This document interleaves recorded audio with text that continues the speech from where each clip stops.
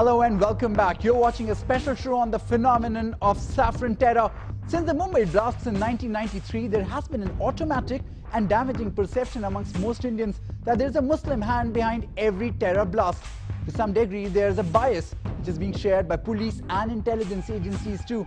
But for the first time, the Malegaon blast of 2008 brought up the possibility of the ultra-right-wing Hindu groups being responsible. We're asking the question whether enough is being done to bring those on trial to justice, or is a larger conspiracy at work here, that of silence.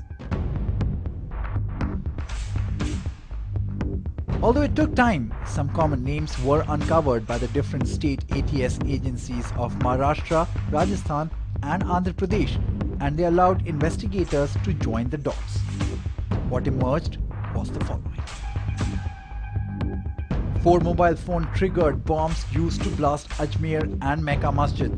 All of the explosives were assembled at Ramji Kalsangra's house in MP. Ramji and Sandeep Dange got the training from members of the Saffron Terror module in Pune. RSS Pracharak Devendra Gupta facilitated procurement of detonators for the pipe bombs.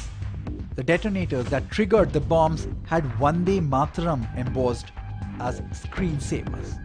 The investigations also found that Devendra Gupta and Chandrasekhar had affiliations with Abhinav-Bharat. A common identity proof was used to obtain SIM cards for the 2007 blasts. Also, while the conspirators came from diverse backgrounds, the foot soldiers were essentially from 2 base camps operating out of Pune and Indore. The next breakthrough was perhaps the biggest of them all. Every time a suspect's name emerged in the media, the suspect would flee to the safety of Danks, Gujarat's tribal region. It was here that the Maharashtra ATS tracked another suspect and eventually caught and arrested him, Swami-Aseemanand.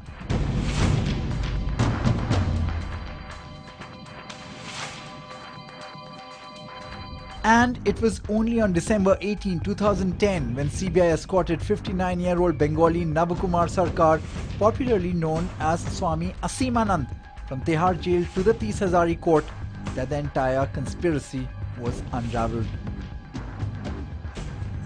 In a 5-hour confession, Aseemanand laid bare an explosive story about the involvement of Hindutva leaders, including himself, in planning and executing a series of gruesome terror attacks. Aseemanand is the key accused in the 2007 Mecca-Masjid blast that killed 9 people. But what really shocked the nation was that it was not Muslim boys, but a team of RSS Pracharaks who exploded bombs in Malegaon, Ajmer Sharif and Mecca-Masjid.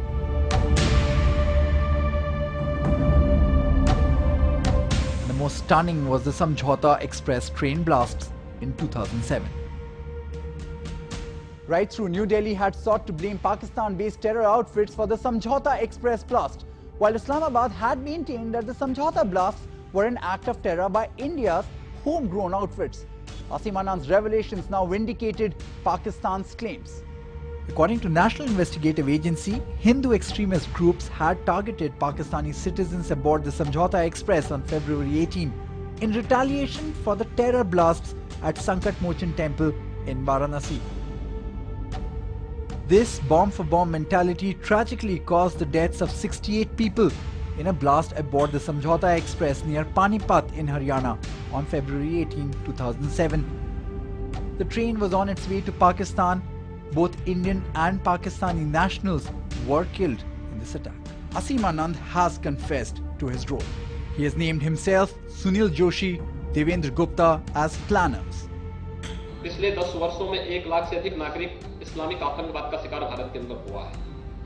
10,000 से ऊपर हमारे सेना और police के जवान शहीद हुए हैं। और उस सब के बावजूद बेशर्मी के साथ उस इस्लामिक आतंकवाद को क्लीन चिट देने की जो कवायद शुरू हुई है इस देश के अंदर कांग्रेस के द्वारा, सेकुलर दलों के द्वारा, अक्षम्य है वो। On basis of the evidence collected in 2009, the Maharashtra ATS filed a 4,000-page charge sheet against the main accused. According to the charge sheet, Swami-Aseemanand worked in tandem with Malegaon blast accused to establish a Hindu terror group. Their aim to revenge for Islamic terror. The team comprised of Pragya Singh, Lt-Col-Purohit and Dayanand Pandey. Aseemanand recruited Sunil Joshi. The plans for Malegaon and Ajmer blasts were finalized in 2006. Aseemanand presided the meeting attended by Pragya-Singh-Thakur and Sunil Joshi. Their targets: Jama-Masjid, Dargah Ajmer Sharif, Mecca-Masjid, Malegaon and Samjhauta Express. Unlike confessions made during police interrogation, confessions before a magistrate are considered legally admissible evidence. Therefore, Aseemanand's statement was extremely crucial. And also now the investigating agencies had names and faces of the Hindutva army. Indresh-Kumar, a member of the RSS Central Committee. 3 accused, Swami-Aseemanand, Lokesh Sharma and Shivam Dhakar, and 1 witness, Bharat Riteshwar, have stated before the CBI that Indresh had mentored and financed the RSS pracharaks behind Malegaon, Samjhauta Express, Ajmer and Mecca-Masjid terror strikes. Swami-Aseemanand, the head of the RSS-affiliated Vanvasi Kalyan Ashram, Shabri Dham in Dangs, Gujarat. He has confessed to playing the role of an ideologue to the terrorists. Besides presiding over terror meetings held in Dangs and Valsad in Gujarat, he also selected Malegaon, Ajmer Sharif and Hyderabad as terror targets. Sunil Joshi, a former RSS pracharak of Mao district. He was expelled from the RSS after being accused in the murder of 2 Congress activists in Madhya Pradesh in 2006. Along with a few RSS pracharaks and Hindu radicals from Madhya Pradesh, Gujarat, Rajasthan, Jammu and Jharkhand, he formed an interstate terror infrastructure. Ramchandra Kalsangra alias Ramji, an RSS pracharak from Madhya Pradesh. He carried out terror strikes in different places between December 2002 and 29 September 2008, when bombs went off simultaneously in Malegaon and Modasa. He has been absconding since October 2008.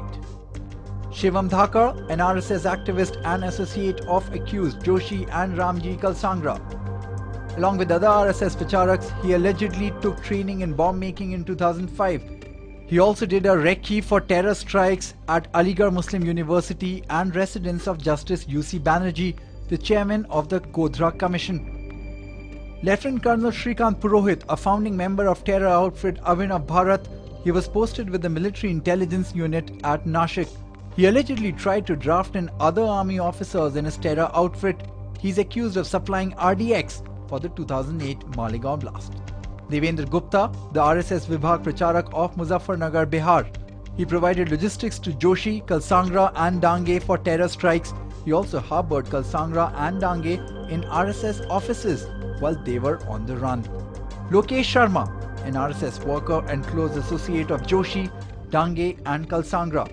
He purchased the 2 Nokia handsets that were used to trigger the bombs at Mecca-Masjid and Ajmer Sharif. So there you have it. Investigating agencies have what seems like irrefutable and clinching evidence against the prime accused.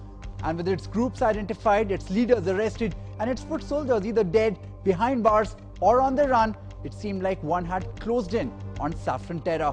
However, in the last 2 years, more hurdles and roadblocks have emerged. The prime accused Swami-Aseemanand has now backtracked on his confession. He stated his confession to the CBI was under pressure, that his letter allegedly suggesting he wanted to turn a prover was coerced, and that he was physically and mentally tortured during interrogations. In the last week of December 2010, senior Congress leader Digvijay Singh claimed that Mumbai's hero and now deceased Hemant Karkare, who had been investigating the Malegaon blasts, had called him hours before he died on the fateful night of 26/11, saying he was being threatened by those opposed to his probes. He phoned me on Monday, last Monday, saying that he is very worried because Mr. Advani has joined the chorus of the Hindutva brigade, which is criticizing this investigation, saying it is politically motivated. And he said he was totally taken aback. Both sections of his own party and the opposition BJP were dismayed by his so-called irresponsible remarks. Since investigations are going on, I would only stick to our stand that we see this whole case of trying to implicate RSS and other organizations as a huge conspiracy. A few days later, WikiLeaks released a cable in which US Ambassador Timothy Romer claimed that Rahul Gandhi had told him that ultra-Hindu terror was probably a greater threat to national security than Islamist terror. In all the furious exchanges that have followed, a crucial issue was overlooked. With the capture of Ajmal Kasab, it is undoubtedly absurd to believe 2611 was engineered by ultra-Hindu groups. But the truth is, the saffron terror story is indeed far from being a closed book and needs unbiased, thorough and transparent investigations. So this is how the case stands today. Among the missing witnesses are Ramachandra Kalsangra, the electrician who was taught how to assemble a bomb used in Ajmer; Sandeep Dange, the engineer who was taught how to assemble a bomb; and Shriram Pawar, the witness in Sunil Joshi murder case. Among the witnesses who are already dead, Sunil Joshi, who was shot dead in December 2007 in Devas district; Ram Prasad Kolada alias Ramji, who had allegedly supplied explosives to Sunil for the blast in Ajmer; Rajiv Mishra and Bhupendra Singh, members of Bajrang Dal, killed while assembling bombs in Kanpur in Uttar Pradesh; members of Bajrang Dal N. Raj Khondwar and H. Panse died in a bomb-making workshop in Nanded in Maharashtra. Sunil Joshi, an RSS pracharak of Devas, was murdered in Devas some time back. And at that time only, I had demanded a CBI inquiry into the murder of Mr. Sunil Joshi, because he knew too much. It is extremely intriguing that the Madhya Pradesh government by the BJP, run by BJP, headed by BJP, refused to find out the fact. And so in the 2.5 years since the 2008 Malegaon blast, investigators have left many leads unexplored. The arrests don't join all the dots. Central agencies like the Intelligence Bureau and later the National Investigating Agency were brought in, but why is it still going slow in questioning suspects? How far did Lieutenant Colonel Purohit's influence run in the army? How vast was the network he had succeeded in building? Why has the investigation failed to pin down 8 Indian Army officers allegedly involved with the terror network? Why have the police not shared any information got from Aseemanand's interrogation? The Mecca-Masjid blast accused had used a combination of TNT and RDX. Could Lieutenant Colonel Purohit smuggle RDX and weapons from Jammu Army Depot on his own? Pune RSS Pracharak Swami Dayanand Pandey had a habit of recording all his conversations with his co-conspirators on his laptop. ATS has 3 videos and 37 audio tapes. Who are the people on these recordings, and why has there been insufficient focus on the people who figure in these tapes? When Sunil Joshi was mysteriously murdered, his family said he had been bumped off by his own organization. Sadhvi-Pragya-Thakur confirmed this. Despite these clues, the MP police closed the case. The MP police, Rajasthan ATS and CBI are all looking into the Ajmer, Mecca-Masjid and Samjhauta blasts. However, their investigations do not have the same conclusions. Ramji Kalsangra and Sandeep Dange are still on the run and have not been caught yet. How come? A bloody communal history and the urge to retaliate seems to be the simplistically obvious motives behind these terror attacks. And all these arrests are an indication that investigators are slowly shifting their focus to the once neglected Hindu terror groups and are waking up to the potent threat of Hindutva terror. There are still many unanswered questions.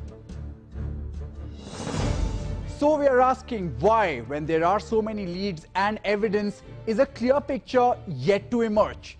Why are investigating agencies going slow? Who else is involved? The police? The bureaucracy? Political leaders? Where does the truth lie? And how far does the terror network sprawl? And is there a conspiracy of silence? Thank you for watching. We shall continue to track the developments on this case. Goodbye.